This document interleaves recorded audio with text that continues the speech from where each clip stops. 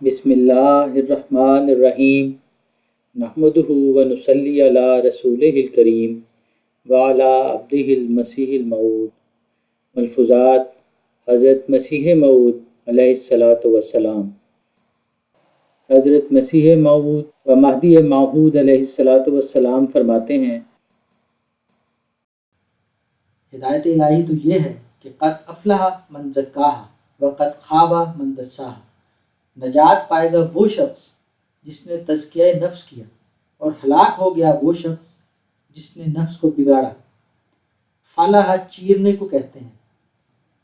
فلاحت زراعت کو جانتے ہو، تزکیہ نفس میں بھی فلاحت ہے۔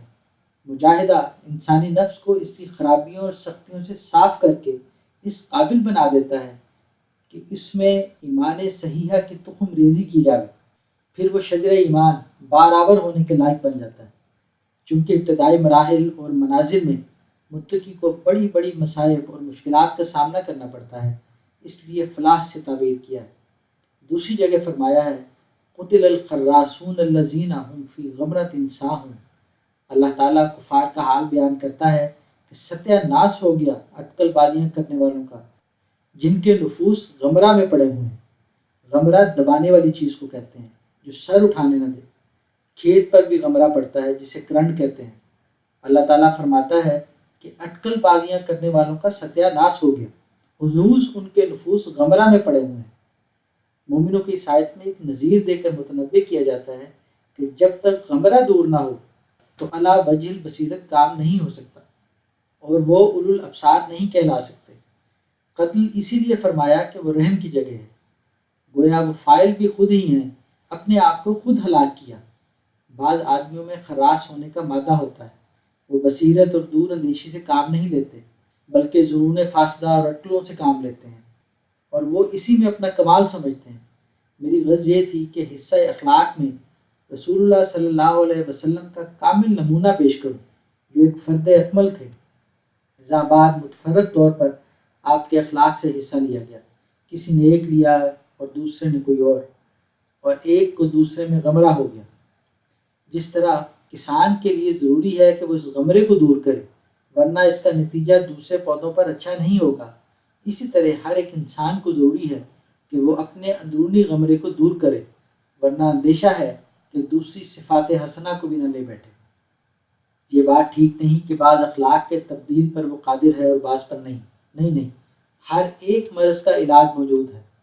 لکل داء دواء۔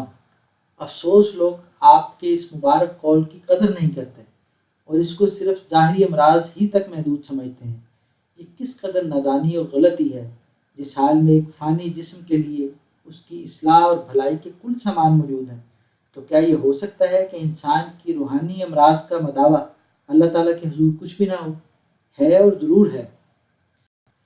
یہ ایک واقعی اور یقینی بات ہے کہ اللہ تعالیٰ ان لوگوں کی مدد کرتا ہے جو آپ اپنی مدد کرتے ہیں، لیکن جو کسل اور سستی سے کام کرتے ہیں وہ آخر کار ہلاک ہو جاتے ہیں۔ انسان پر جیسے ایک طرف نقص فی الخلق کا زمانہ آتا ہے جسے بڑھاپا کہتے ہیں، اس وقت آنکھیں اپنا کام چھوڑ دیتی ہیں اور کان شنوا نہیں ہو سکتے، غرض کہ ہر ایک عضو بدن اپنے کام سے عاری اور معطل کے قریب ہو جاتا ہے۔ اسی طرح سے یاد رکھو کہ پیرانہ سالی دو قسم کی ہوتی ہے، طبعی اور غیر طبعی۔ طبعی تو وہ ہے جیسا کہ اوپر ذکر ہوا، غیر طبعی وہ ہے کہ کوئی اپنی امراض لاحقہ کا فکر نہ کرے تو وہ انسان کو کمزور کر کے قبل از وقت پیرانہ سال بنا دے۔ جیسے نظام جسمانی میں یہ طریق ہے، ایسا ہی اندرونی اور روحانی نظام میں ہوتا ہے۔ اگر کوئی اپنے اخلاق فاسدہ کو اخلاق فاضلہ اور خصائل حسنہ سے تبدیل کرنے کی کوشش نہیں کرتا تو اس کی اخلاقی حالت بالکل گر جاتی ہے۔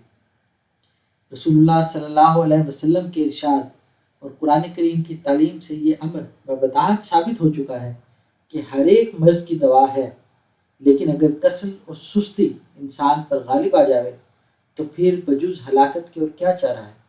اگر ایسی بے نیازی سے زندگی بسر کرے جیسے کہ بوڑھا کرتا ہے تو کیوں کر بچاؤ ہو سکتا ہے؟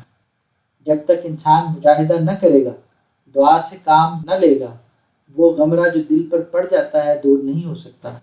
چنانچہ اللہ تعالیٰ نے فرمایا ہے، ان اللہ لا یغیر ما بقوم حتی یغیروا ما بانفسہم، یعنی خدا تعالیٰ ہر ایک قسم کی آفت اور بلا کو جو قوم پر آتی ہے دور نہیں کرتا ہے جب تک خود قوم اس کو دور کرنے کی کوشش نہ کرے، ہمت نہ کرے، شجاعت سے کام نہ لے، تو کیوں کر تبدیلی ہو؟ یہ اللہ تعالیٰ کی ایک لا تبدیل سنت ہے، جیسے فرمایا ولن تجد لسنت اللہ تبدیلا، بس ہماری جماعت ہو یا کوئی ہو، وہ تبدیل اخلاق اسی صورت میں کر سکتے ہیں جبکہ مجاہدے اور دعا سے کام لیں، ورنہ ممکن نہیں۔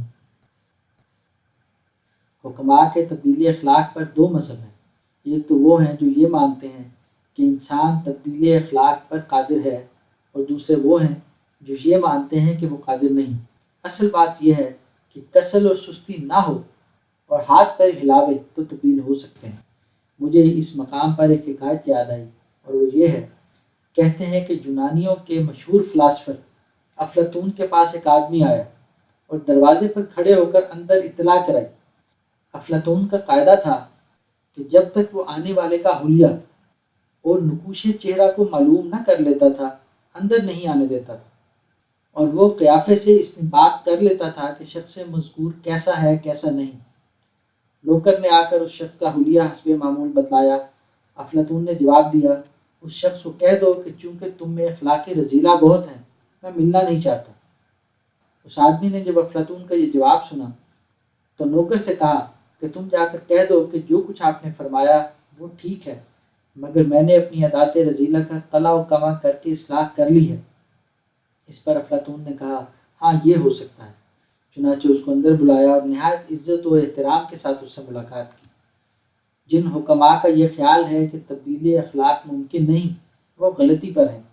ہم دیکھتے ہیں کہ بعض ملازمت پیشہ لوگ جو رشوت لیتے ہیں، جب وہ سچی توبہ کر لیتے ہیں، پھر اگر کوئی ان کو سونے کا پہاڑ بھی دے تو اس پر نکاح بھی نہیں کرتے۔